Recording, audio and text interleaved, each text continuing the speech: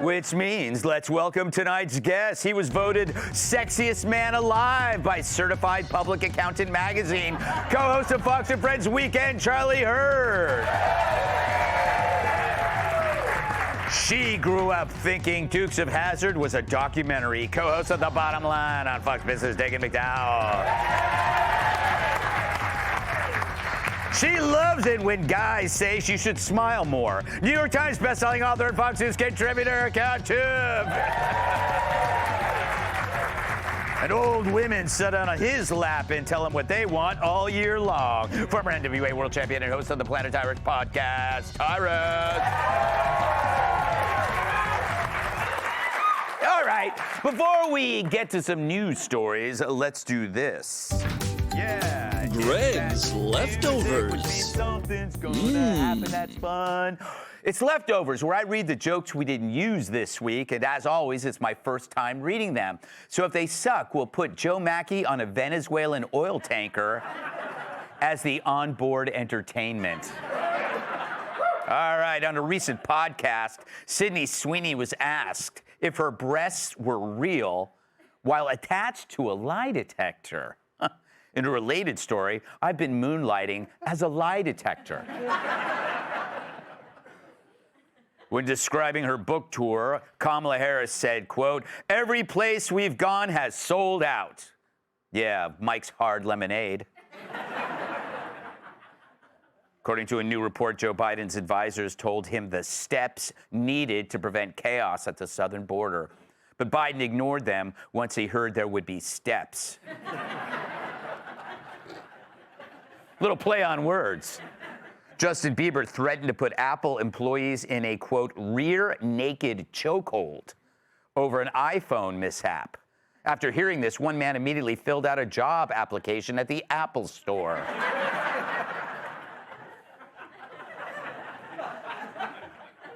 Australia is now banning social media for kids ages 16 and older. Guess who just canceled his trip to Australia? Shouldn't that be 16 and younger? Yes. That joke up. We'll leave it in. Krispy Kreme offered a dozen donuts for $1 today only. And within hours, they ran out in Illinois. A 305-pound Georgia death row inmate ordered a last meal that included beef brisket, pork ribs, fries, a double cheeseburger, cornbread, coleslaw, wings, a meat lover's pizza, and vanilla ice cream. After phoning in the order, the restaurant worker replied, "One Joy Behar special coming up." He died, though. Jelly Roll said his sex life while being 550 pounds was horrible because he couldn't even get aroused. After hearing this, nobody else can either. Sharon Osbourne admitted she used to mail human poop to journalists who gave her husband Ozzy bad reviews. She sent it UPS because she liked their slogan, "What can Brown do for you?" Joy Reid posted a video where she claims Jingle Bells is racist. Wow, wait till she hears about White Christmas.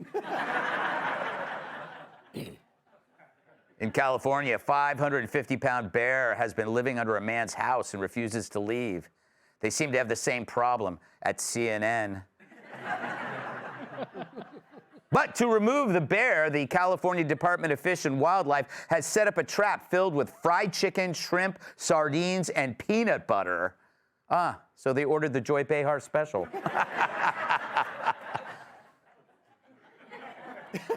Compared to other mammals, a new study says humans rank surprisingly high on the monogamy scale.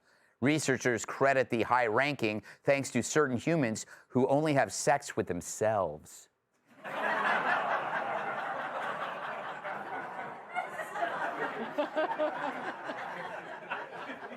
A new prescription cream that purports to make women aroused is being dubbed the female Viagra.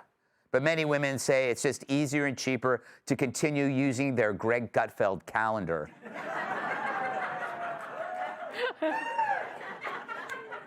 79-year-old Cher is set to marry her 39-year-old boyfriend in May. Well, as the old saying goes, once you go black, you break all your hips. Don't look at me. And finally, Melania Trump has unveiled her White House Christmas theme, Home is Where the Heart Is. Many agree that it's better than the Biden's theme, Home is Where the Shart Is. What are we, 14 years old? All right. So tonight I want to introduce you to Kentucky Democratic State Rep Sarah Stalker. And if ever a stalker needed a restraining order, it's this loathsome ass. This week during an education committee meeting, officials were presented a bill to end DEI programs in K through 12 schools in Kentucky, which means we can only hope that Sarah is honest about not feeling good about being white every day. I'm going to be honest. I don't feel good about being white every day for a lot of reasons. Because it's a point of privilege that I get to move through the world in a way that so many of my other colleagues and friends and family members of the community don't get the privilege to do. And I'm just a female, but just a woman, just a white woman. Don't sell yourself short, Sarah. You're not just a white woman. You're also annoying. But could you imagine if she were a white man? If I was a white man, I would be functioning from a point of even greater privilege. I think we're missing an opportunity when kids have a moment to reflect about how the color of their skin does and does not allow them to move through the world.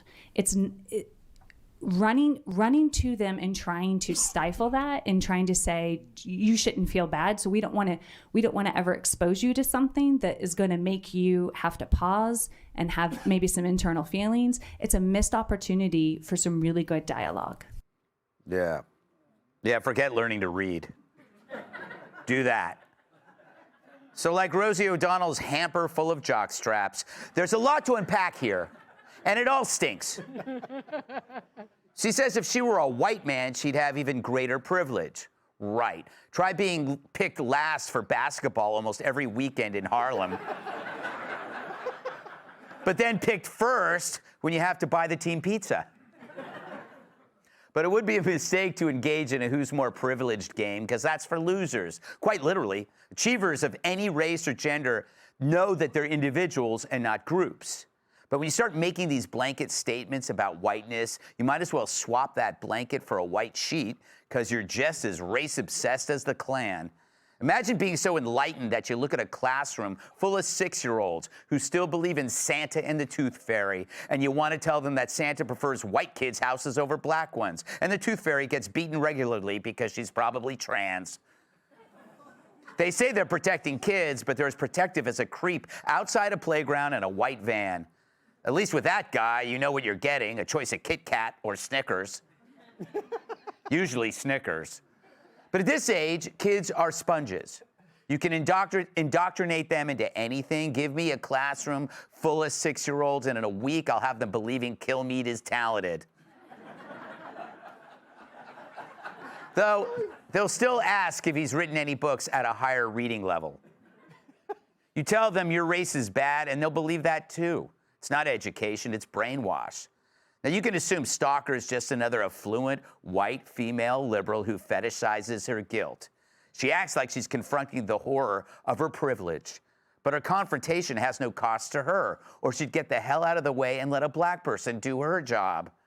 And this desperate striving for approval speaks to a neediness that transmits misery.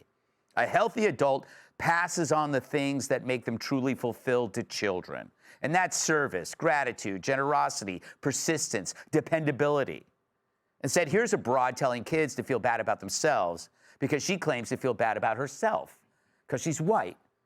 No, she's a liar. She doesn't feel bad about being white. She feels like a savior, telling the black folk that she's not like them other white rubes and that she soaks in her own self-admiration.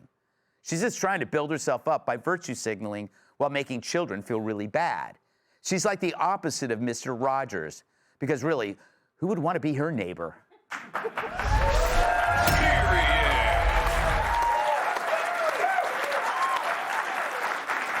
Charlie, if there is a man who knows white privilege in this building, it's you. Yes, indeed. Yeah, we had two Charlies to pick from, so. No, but you're exactly right. It's totally racist, and but she's right. There is a privilege. It's called white liberal privilege, and it allows her to have these performative opinions about stuff that, as you point out, is deeply damaging to children, not just white kids, but especially, I would say, to non-white kids who grow up thinking that the world really is rigged against them. So why even put in the effort to, like, learn, as you say, learn how to read?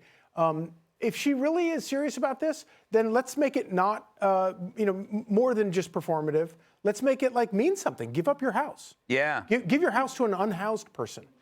Give up your vacation to somebody who doesn't get to go on a vacation. And then until you do that, shut up, because I don't want to hear about it. Yeah, make your... Thank you. Make your reparations, like, unending. Like, it's like that's where your paycheck has to go. Or just beginning. Yeah, yeah. Give one paycheck. Yeah. And then we'll listen to you. It would be like the machine, the little time machine on the vibrating bed. You just do it one. You do it. You just fill it one time. Give one paycheck. Yes. And then You were doing so good. Yes. I stuck the landing on Okay, it. so you mean that little All he heard metal was shaking bed. That's it. shaking, vibrating Yeah, bed. yeah, see? Have you never stayed at a motel before? Oh, Not with you, apparently. Dude, It's the really nice ones. I don't need any coins to shake my bed. Dagan, there is nothing in my mind more harmful than a white savior. Jesus Christ accepted. Yeah, I was gonna make that exception, but this woman perfectly illustrates the horribleness of DEI. That teaching it and preaching it is about dividing people into groups and creating oppressive guilt. So what she wants is for them to go into elementary schools or to schools and tell white kids that they are awful because of how they plopped out of the birth canal. I mean, she ought to volunteer for being a monitor in the delivery room, and she can go, shame, shame, shame, to all the white babies. Except babies are really purple when they're born. Yeah, you really don't know. But when what you race slap they the are. baby on the butt, you can also be slapping them extra hard if they're white. Right. And she's got the privilege thing wrong, because in terms of climate change and jeopardizing Mother Earth, women are much worse. White women are much worse than white men, just because of the volume of paper products and water that we use. Yes. Just, toilet paper and tampons. We are earth crushers. I never thought of that. Kind of glad I hadn't. Kat, do you ever wake up one day and say, God, I feel bad for being white? No, sometimes I wake up and feel bad because of how Catholic I was raised. That's the guilt. Look, I think that it is actually, so with my kid, I do plan on having him volunteer, having him help with people who are less fortunate, but not under the guise of, you're a piece of kid. More just like, you should want to help other people. I think that the guilt-based approach, I don't see it. I don't see it. And to the fact that she's like, I feel bad, and everyone should feel bad. I feel like people are individuals. I have a lot of privileges myself. I've also had a lot of really up happen to me. But I don't think that any segment of that should define a person. We're all individuals. We're lucky in people are lucky in some areas, less lucky in others.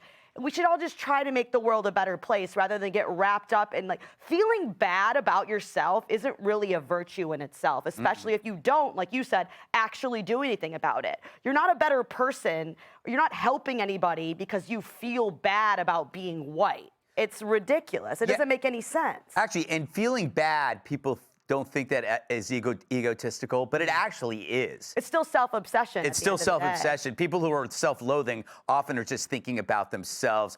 Tyrus, do you think she actually does care about kids, or is this about a public persona, her kind of elevating her status through virtue? No, I'm too selfish to care. I always, what bothers me, they always seem to forget, and I hate I have to remind everybody, but this is a white country. It was founded by white people or stolen, however you want to mix it up in your whatever your lane is. But no matter what, it was founded by white men, and they decided to share it with everybody. So what in the blue are you talking about? Like, you literally, you didn't see Germany going, hey, call Africa, get as many as we can over here. Let's open this place up for everyone, Asians, blacks, gays, everybody come to Germany. They don't do that. This was what America does. This is what happens when you don't have anything really bad to deal with. Your life is so good, you can walk by the mirror and be like, oh man, I'm so white. I am so sorry, guys, that I am perfection and you guys aren't. I feel so bad. And what bothers me the most about this is they never give a reason. They're like, I have privileges that my friends of color don't. Like, they can't give us 1, 2, they can't give, I mean, just give us like 6 or 7. You know, give us something that we can, you know, that we can get behind. You all are old. All right. Hey everyone, I'm Emily Campagno. Catch me and my co-hosts Harris Faulkner and Kaylee McEnany on Outnumbered every weekday at 12 p.m. Eastern, or set your DVR. Also, don't forget to subscribe to the Fox News YouTube page for daily highlights.